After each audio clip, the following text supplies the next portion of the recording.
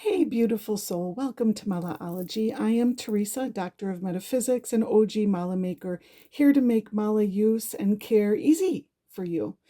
So I am holding here an 81 bead Mala. This is a 3/4 Mala. A full Mala is 108 beads. Quarter Mala is 27 beads.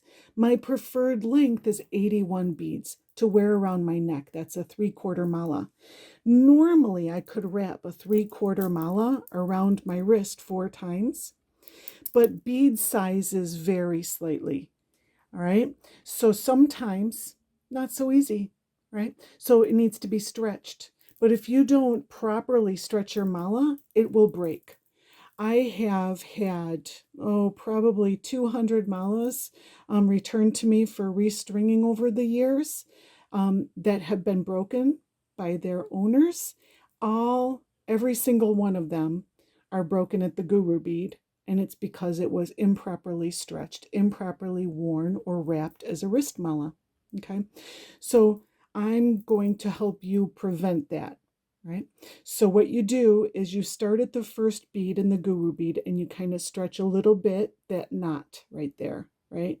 You stretch in between the knots, each one as you go around your mala, just a little bit. You definitely don't want to loosen it so much that you have a free floating knot. Let me see if I can get that closer. See, this gives your bead a little bit of room, stretching a little bit like this, right? But you definitely don't want much more than that, in my opinion. Your mala would look funny. But over the course of 81 beads, or if you have a full mala that you want to stretch 108 beads, that little millimeter difference that you're making between your knots will add up to that inch or half inch that you need to get your mala just the right size to wrap properly. If you don't take the time to do this painstakingly in between each knot, and you try to wrap your mala, and it's not quite the right size, it can snap on you even if you've only had it for a month, right? Daily living type of activity can weaken your knots if you're exposing them to a lot of water, sweat, that kind of thing. That getting your beads wet is probably the primary driver to weakening your beads, even though my knots are nylon and they shouldn't break so easy, right?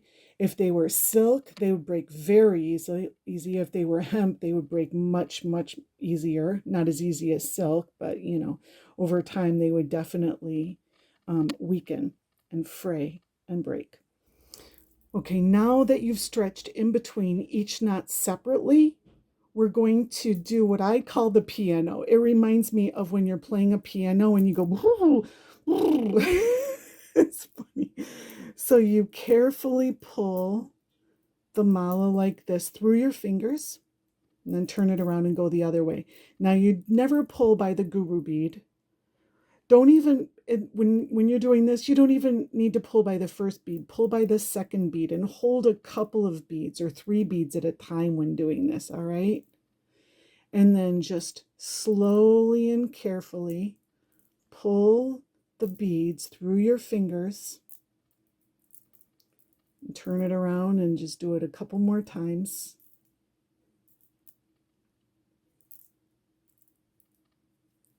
Okay. And something that helps to preserve your knots, we talked about getting them wet and how that can weaken them, and definitely stretching at the guru bead, right, will break them. But something that will help to preserve them is anointing your beads. When you do so, the oil will get into your knots and it will help. It's almost like putting oil on your hair actually strengthens the shaft of your hair, right? It fortifies the material of the nylon. All right, so now it's stretched just a little bit, probably maybe a half an inch more, but that probably is exactly what I need to get this around my wrist. All right, so you see it's a little easier here, right? Although it's not just popping right on. So very carefully, just roll the beads like this. Roll them. Never tug them when you reach that point. Roll them, okay? And then just kind of even them up. And there is your wrist mala.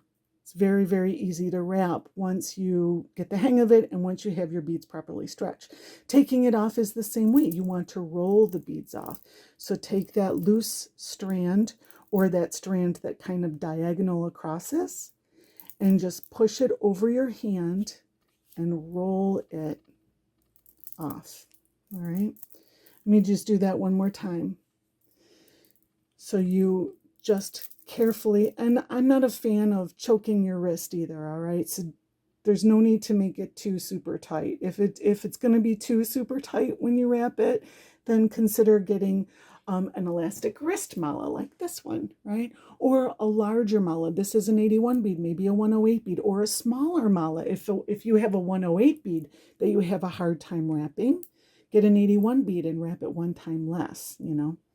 So rolling it. Okay. All right. There you go, guys. Beautifully wrapped wrist mala.